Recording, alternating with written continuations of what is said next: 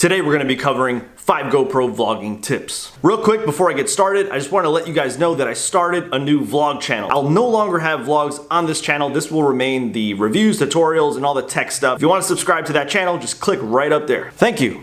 Alright, so first things first. You're watching this video because you probably already have a GoPro and you're ready to start vlogging. Now, what I use is the Hero 4 Black. You don't have to use this camera. If you have something lower than this, that's great. Or you probably have the Hero 5, which I'm jealous. Bruh. Now, the video modes that I use with my GoPro Hero 4 Black is 1440p mode at 30 frames per second. The reason why I use that mode is because it captures more information vertically, so if I need to, I can go in and adjust the frame to whatever I want. Now, don't use that mode. You probably don't need to use that if you're just starting out. 1080p mode is perfect. Now, GoPro just released a new update for the Hero 4 line GoPros, and it's called linear mode. So GoPros previously to this update had wide, medium, and narrow field of view.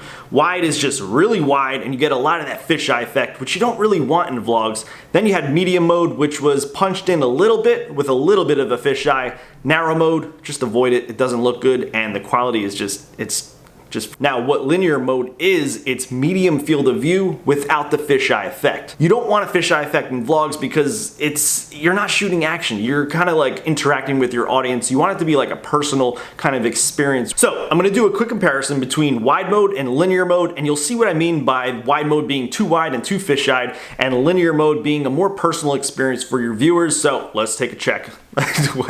Alright, so here we go. We're in 1080p mode, 30 frames per second in wide mode. So you notice it's very wide left to right, and you got some barrel distortion over on the sides. Now, this is all personal preference. If you like it this wide, you can use this mode. I personally would prefer linear mode because it's punched in a little bit and you don't get that barrel distortion. So let's go check out linear mode and we'll see what the big difference is. Okay, same video mode, but now we are in linear mode. So what that means is it's gonna be cropped in a little bit, not too much, and you're not gonna get that barrel distortion over on the sides. It's still wide, but it's gonna be a lot nicer to look at without having that barrel effect. And linear mode is accessible in both 1080p and 2.7K video modes. Now, since I'm still on the subject of video modes, I thought I'd just quickly touch on frame rates. So a lot of people ask me, what frame rate do I use when I shoot my vlogs? I always use 30 frames per second. I kind of feel like it's a more natural kind of feel. You get some motion blur, so that's the reason why I use that mode. If you prefer 60 frames per second, you'll have smoother playback and you won't get any of that motion blur. Now, the only time that I use higher frame rates in vlogs is if I'm doing fast action movements, like if I'm snowboarding or skateboarding. So then what I could do is slow that down, slow that footage down, and then it'll be a smooth slow motion playback. Like I said, it's personal preference. If you prefer 30 or 60, it all comes down to what you like. Now, just keep in mind, if you're shooting in dark situations, like you don't have enough light in your scene, you want to shoot at lower frame rates. So stick to 24 or 30 frames per second. The higher you go in frame rates, the more light that's required to hit the sensor in order to have good video quality. So like I said, stick to lower frame rates and you'll have better low light performance. Now, if you are shooting at a lower frame rate in dark situations, but you still have dark footage, there is a way to overcome that, and that's to use Protune. I'm not going to talk about Protune in this because it's a little bit more advanced, but in a part 2 for this video, I'll probably touch more on Protune and how to use that to your benefit.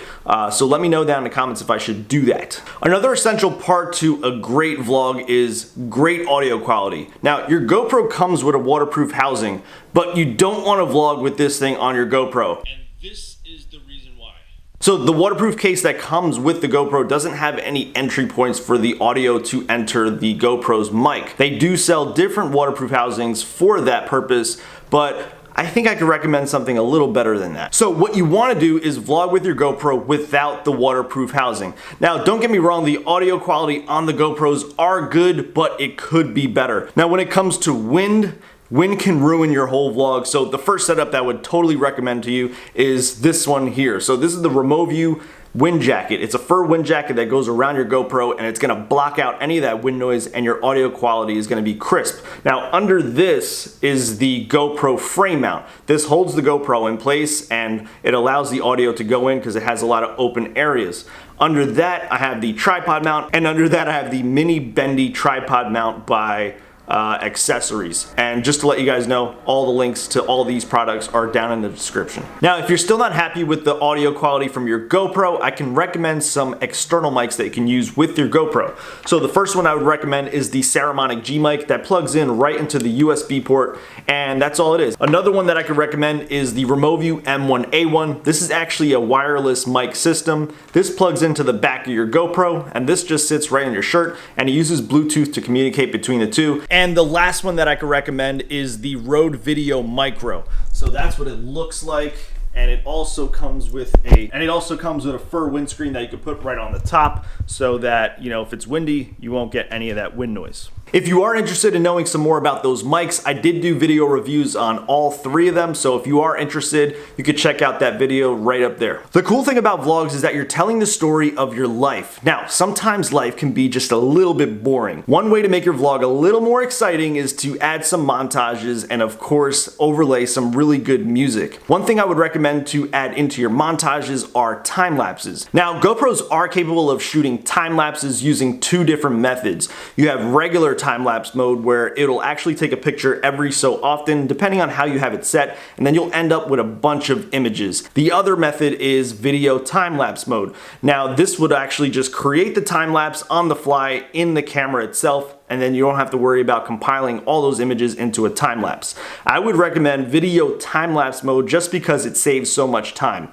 Now, if you don't have video time lapse mode in your GoPro and you just have regular time lapse mode and you don't like regular time lapse mode, you can actually cheat this. So what you want to do is just shoot with your GoPro for a long period of time in video mode, and then in editing, just speed up that video by 500% or 1000% or even higher depending on how you want it to look in your video. If you do use the cheat method, I would try to shoot at the highest resolution possible on your GoPro in case you want to scale into your time lapse or pan across in the time lapse. And if you're interested in knowing how to do that, I do have a video on that, so just click right up there. Okay, so you shot your awesome montages, you got your time lapse down, now you need some good music to go with those montages and time lapses. A question that I get a lot is, where do you get your music from?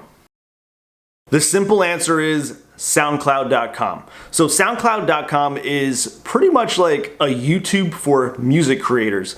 There's a lot of music creators on there making some amazing music that you can use in your vlogs or videos. Now, the number one problem with SoundCloud.com is that you can't just go and download any song you want and put it in your video. A lot of times you'll end up getting a copyright strike on your video if you use the wrong music. So what you want to make sure is that the song that you're using has a Creative Commons license associated with it. Basically what that means is you can use that song in your video without asking for permission as long as you put an attribution to that song creator. Another thing that you can do is if you really like a song on SoundCloud, you can reach out to that artist and say, listen, I want to use your song. Is it possible that I use it in my video? I'll link back to your song. And if they message you back saying that you can use it, there you go, it's perfect. To make it easier for you, I put a link down in the description. It's a link to my SoundCloud page. I don't make music, but I do like the songs that I use in my vlogs. So if you're interested, you can check out the songs that I liked and just use those songs in your videos. Another question that I consistently get is, how do I mute the audio from my GoPro in editing and just have the music play in the background?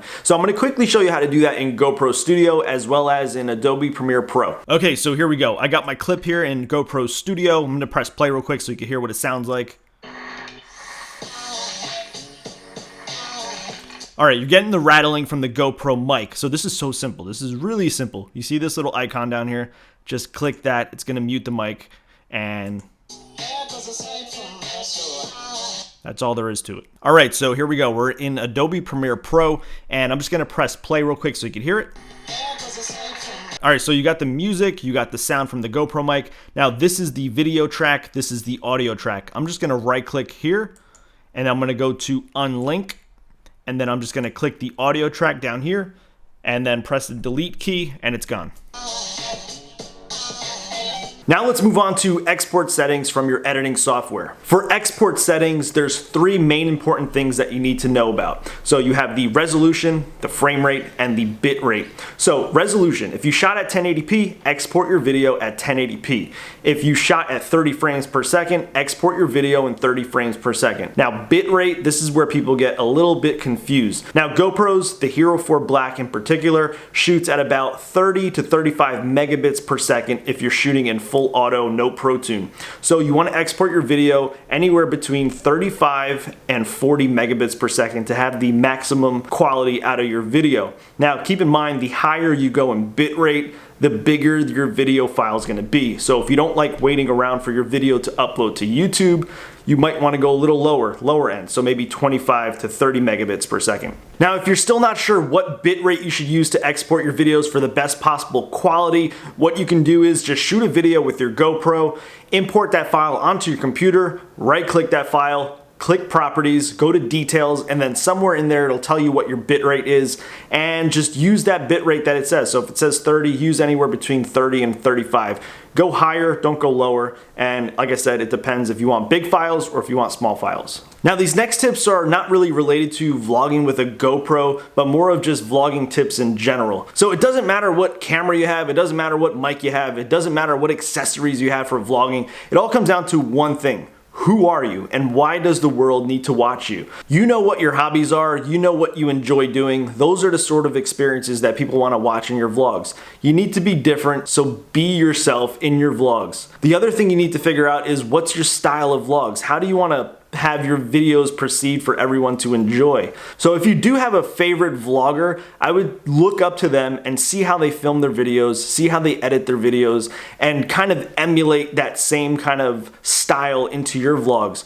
Get the practice, figure out how to do what they do, and then with time you'll get better, and then with time you'll develop your own style of vlogs. So I think I covered a lot more than just 5 GoPro vlogging tips. I hope you guys found them helpful. Some of these tips I've talked about in previous videos, but they're scattered between different videos, so I just wanted to get them all condensed into one so that it just makes it a lot simpler to find. But anyway, like I said, I hope you guys found this video helpful. If you did, please give me a like. If you have any more comments or questions, leave them down below, as well as maybe you have some tips of your own that you thought would be helpful to other people, so that'd be cool if you leave that down in the comments. Like I mentioned in the beginning of this video, if you want to check out my new vlog channel, it's right up there. Thanks for subscribing, and I'll see you in my next video. Bye. Oh, it's freaky. Oh, it's perfect. Oh,